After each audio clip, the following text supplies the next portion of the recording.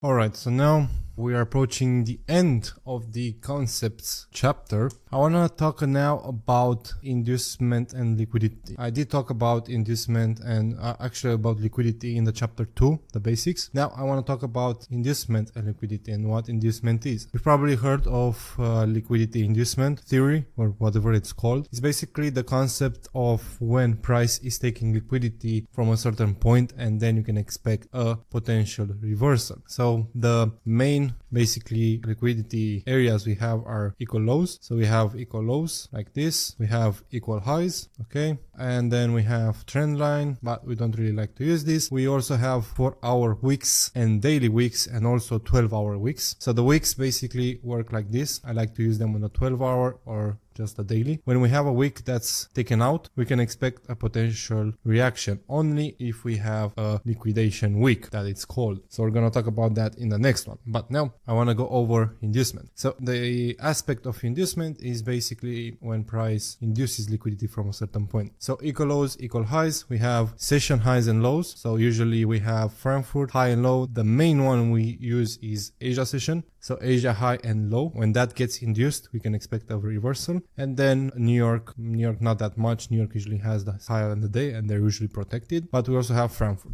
The main one, as I said, we're going to use equal lows, equal highs. We're going to use wicks, and then we're going to use the Asia session for that reversal. So inducement is basically once, let's say we want to take an entry. First of all, there's two types of inducement. We have the inducement when there's a potential entry. That's the one that we're interested in right now. And we also have the inducement, the general inducement as a target, so where price can go. When we have, let's say, equal highs here, and we take a buy from, let's say price comes down, we take a buy from this area, then our target is going to be liquidity. So we're going to target and expect this liquidity to be induced. So inducement means price takes out liquidity. It's that simple, it's not complicated. So here if we have equal lows, then inducement is when price takes liquidity and usually gives a nice reaction to go the other way. In this case, if we are targeting liquidity, which is a very good take profit point that we're going to use, we're always going to target liquidity, because the thing about liquidity that people don't understand is the whole market moves based on that. Once you really understand how liquidity works, you understand how the market moves. So yes, we do have market structure, but we also have liquidity points on the 4-hour and daily time frame. So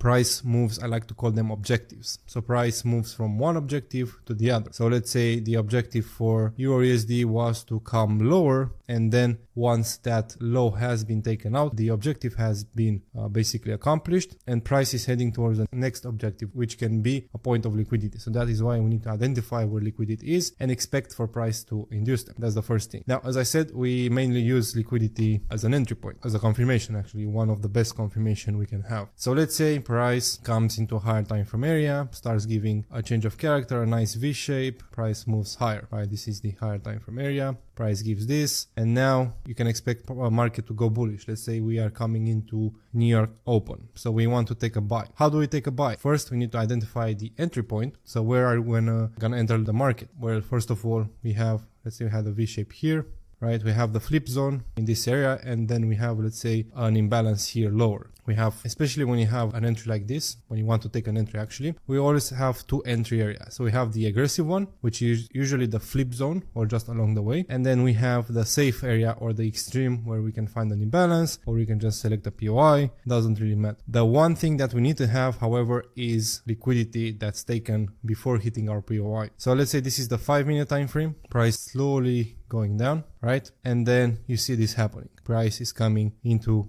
the flip zone, the aggressive entry. Now, usually most traders just enter directly, but notice something: we didn't have liquidity taken before hitting that entry area. So before any entry area, if we want to validate it and if we want to enter based on it, we need to have an inducement. We need to have liquidity being taken. So that can look like this: equal lows being formed just above the POI. So it needs to be a distance that price can basically give a reaction, create liquidity. So we have equal lows here, and then for price to basically come into one candle into the area, spike, and then give something like this. this. So we established liquidity before our area. Now our area has been validated for a potential entry area. We take out the liquidity, we come into the POI, we give a nice reaction, and then we start looking for confirmation. So if this is the 5 minute, then we look for 1 minute more aggressive, or we even look for the second time frame. So we look for the 1 minute confirmation, a charge, a quick entry, and we just enter covering the low to target high. Because liquidity has been taken, there's a big chance price will react and then either continue or just give us a chance to go break even. However, if price does just come directly here, right, then there is no liquidity being taken, so price has smaller chance of reacting. So what usually happens is price gives a nice reaction, people start going in the trade covering the low, and then they get induced, price comes into the extreme and then just flies. A case and a setup that happens a lot of times. Why? Because we didn't have liquidity before. And what did we do? We created a fake trap, right? We created a fake smart money trap, as I like to call it, because price came here, gave a confirmation. Let's say he gave a 1 minute change of character, and then price didn't hold. It came to take out the low, and then it went into profit. And this is where a lot of smart money traders, they go wrong. But they do not notice that before this area, there was no liquidity being taken. So now liquidity has been formed inside the first entry area. So that can be also, as I said, either equal lows, or what usually happens in this case, price creates a fake SMC trap, a fake smart money concept trap. So that means price comes here and then gives a 1 minute charge, a confirmation, people enter the trade, smart money traders, they enter the trade, covering the low, price gives a small reaction and then drops, and then comes back up and then continues. So exactly what I showed you here, this is what happens on the 1 minute. It's a fake charge, that's what it's called. It's a fake change of character. It's a fake smart money trap, basically. It traps the smart money traders, wicks them out, they are liquidity, and then price moves on. So this right here will save you a lot of stop losses. You'll see, I always look for liquidity to be taken before entering a trade. It's just way safer and you have more confirmation. Now, the other type of inducement that we have, as I told you, is when we have those daily lows or 12-hour lows. So for that to happen, let's say we have old 12-hour candle with a wick down, and then price starts going later in the future, right? Starts going down, almost to that wick. So we mark the wick, and what we want to see for a potential reversal is price wick, take the wick out. So this is called a liquidation wick, takes the wick out and then closes above. So that would just leave a big wick to the downside, but just took out that low. That can be a daily or a 12-hour week. I usually use the daily, but we can go on the 12-hour because basically there's double the week, so we can see it better and have better reversals. Once we see that, this is called a liquidation week on the 12-hour daily. I like to look inside this area for a 1 hour setup. So that means I want to see a 1 hour structure break. So if price is coming down, we have this, and then I want to see a break of structure on the 1 hour here, and then I start looking at the 5 minute or the 50 minute. So I start looking again at two areas, the flip zone, same exact thing on all the time frame. Flip zone and extreme zone or imbalance or whatever it's made there. Then I wait for 5 minute confirmation in that area. So that means again we go down the time frame, price comes in on the 5 minute, has a charge, and then I look at the entry. And again we need to see liquidity being formed. So 1 hour does this, then I look at the 5 minute when price is coming into this area. I need to see either a fake charge, and then I can look at the entry here, or I just need to see liquidity being formed before having that charge, and I can re-enter on the retest, cover the low, and go to the moon. So it's that easy, guys.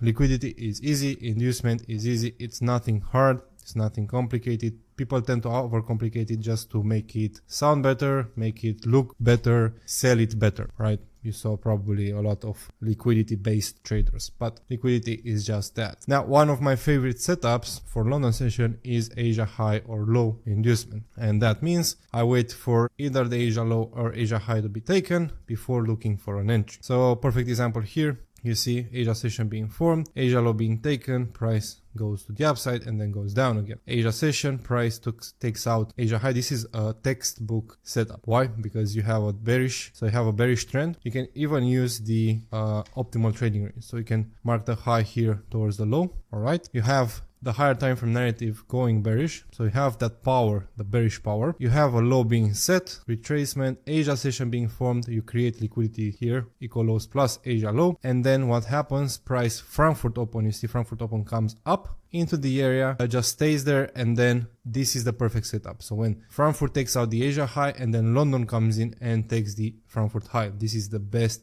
just the best setup. When London Open just wicks out the Frankfurt high, it's a setup that works 9 out of 10 times, and then you just enter. I usually just enter when it wicks above Frankfurt high, and I place either a 10 pip stop loss or something around there, and then I reduce it once we see the reaction. So once you see the reaction price just drops, you can just reduce the stop loss. But let's say you go for a 10 pip or 5, 6 pip, something like that, 7 pip stop loss, and I target, because it's a London session trade, I usually target the next liquidity point, which is this Asia low. So I target the Asia low, and then price drop there, gives a nice reaction, and then continues down. So this is one of the best setups that you can have. Also here you see bearish again, London session, Frankfurt comes in, London takes out Frankfurt high and Asia high, and I just, after confirmation on the lower time frame, I just execute the trade and target the next liquidity point, which is Asia low taken, and then price reverses up again. So liquidity is just very, very good. You see here another very good, the same setup like I told you, right? Frankfurt takes out Asia high, London comes in, takes Frankfurt high, and usually just takes it out by a few pips, literally just a few pips. It takes it out because it just wants to set a high. And here, because we also have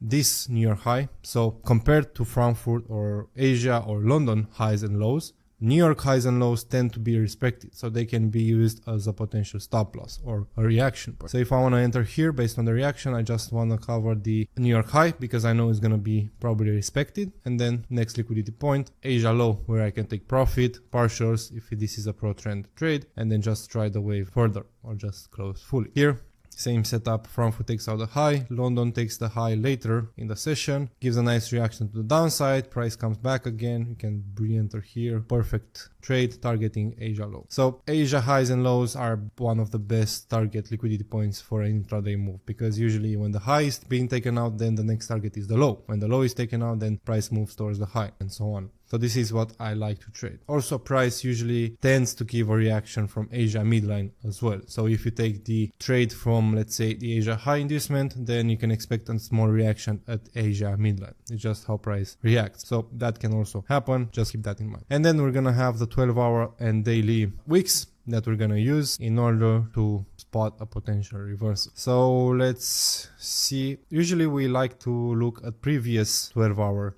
lows. So here, and also the low that either the previous day's low, which works nice, or just a low that you find nearby. So let's look for a nice example on the 12-hour. On the Forex market is usually tough to understand, but here you see the previous 12-hour candle, price below, closed bullish, gave 1 hour confirmation, then price moved to the upside. Here also you had the high here, price wicked above, closed below, gave 1 hour confirmation here, 5 minutes to target the lows, right, and so on. Here also you see take out the previous candle 12-hour, close bearish, price dropped, and so on. Here also you took out highs, close below, price dropped. Here also you see the 12-hour high taken out, price dropped. And now here also we took out this 12-hour low. We also took a big wick here. When you see a big wick here, that produces a reversal. Price took liquidity, closed here, and then price moved up. That's a good wick that you can take into consideration. And then price wicked below it, and now we can potentially have a pullback. So don't worry, I know it's very hard to spot them at first, but this is why the mentorship also offers my daily outlook. So we're also gonna go on weekly Zoom and just enjoy the process. Hard to understand, but once you understand the concepts, then it's just patience, and you're gonna start spotting everything that I spot, and it's just gonna become a way easier process.